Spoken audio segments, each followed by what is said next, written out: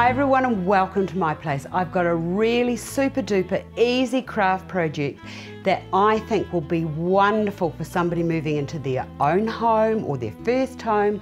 It's a little bit shabby chic, doesn't involve very much at all, makes for a wonderful, wonderful gift, and I look forward to making this and showing you how to do it for a friend of mine who is moving into her home. Right, first of all you need a blank canvas. This is a pre-stretched canvas, not very big, you can see how big it is. The size will be determined by how big you want to make it or the size of your letters. Now I found these lovely wooden letters that are available in most craft stores. Well, they are here in New Zealand and Australia, and I have seen them in America. So I've just got those there, and I've got my glue gun, and I've got some lovely little millinery flowers here, just a selection, plus these little millinery flowers here. I've got some little foam roses here, plus I've got some little roses that I've made out of Fimo.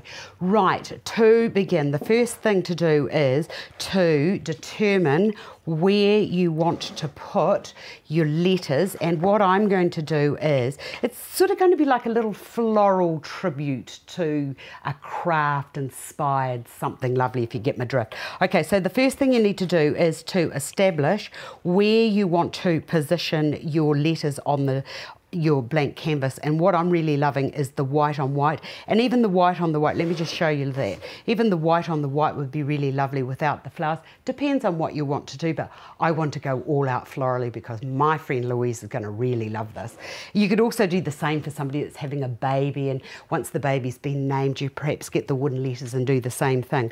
Right, using the glue gun, just a little bit of glue across there, and it's got a little wee bit out of it, so this will be fantastic. So I'm just coming down a good 2/3 so that I've got just a little bit of a border down the bottom. And let me just tell you that if you're not very good at keeping things in a straight line, you might be best at this stage to put a little ruler mark along the bottom there, just so that you can keep it all together and on a straight line. But I think I can just about do this just by using the gauge down the bottom, and I'll just push that along there because I don't want it to be too far off the edge.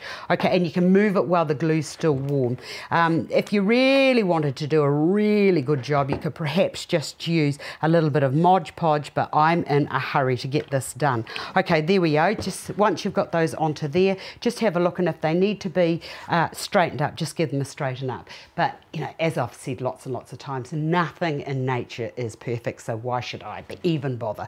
Okay, from there I've also got, now I found these, this here's just a little bit of string, and I found some little braid here with some little leaves on it, so I'm going to use that, and I'll just put a little bit of glue down there so that pushes into there, and I'm just going to, because it looks like ivy, I'm just going to have that so that it just appears as if it's just winding and meandering its way through there. And then when we get to this end, my glue's not quite hot enough, so I've got little bits of glue all over me, and then I'll just bring that to there and take that down the edge like so. Stick. Ooh, ooh, ooh. Now, if you've never used a glue gun, be very, very careful, because if it's going to burn you, especially if you're using the high melt glue, it will burn. Okay, from there, the next thing I'm going to do is I'm going to use my biggest flower there, and I'll just put a little bit of glue onto that. I've already glued it so that I sort of kind of knew where I was going, and a little bit more glue down there, and then that can just be pushed. I'll use a paintbrush. What a wise idea, so that I don't burn my fingers. Okay, so that can just go onto there, and I might just need a little bit more glue into there. The great thing about using the Mod Podge is that it glues really, once the glue's dry, it dries really clear. Right, from there I've got these beautiful little, what do they call that, burlap roses that I've, or little, like, what are they, like little hydrangeas that I've made. So I'm just going to put a little bit of glue onto that, and then I'm going to push that there so that it actually goes off the edge, just because I felt like it. And I'll come across to here, and I'm going to take that round to the base there, round to that side there, so that it looks now like it's all sort of like meandering across. And the reason I've used those burlap little hydrangeas is because I've already used that string, and I thought that it would be quite nice to just have that running through to give that lovely shabby look.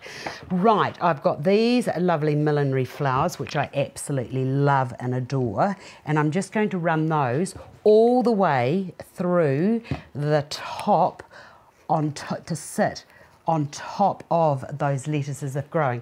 So go and get yourself a cup of coffee, and I'll quickly get these all glued into place so that you can see what the thing looks like when it's finished. Simple crafts, I love it. Nearly done. I love these easy little craft projects. I think I just want that little flower just in there. Right, you ready? Ta-da! I don't need those ones. But look how easy that is. Isn't that just beautiful? I just love it. Easy, easy craft, beautiful on the front door or into a room. You could probably, and if somebody had been away and you wanted to do something, you know, to welcome them home, you could probably have, you know, do something else along there. But I really love these little sort of shabby chic, gorgeous little crafts. I hope you've enjoyed that. I've enjoyed sharing with you, and I'll see you another day.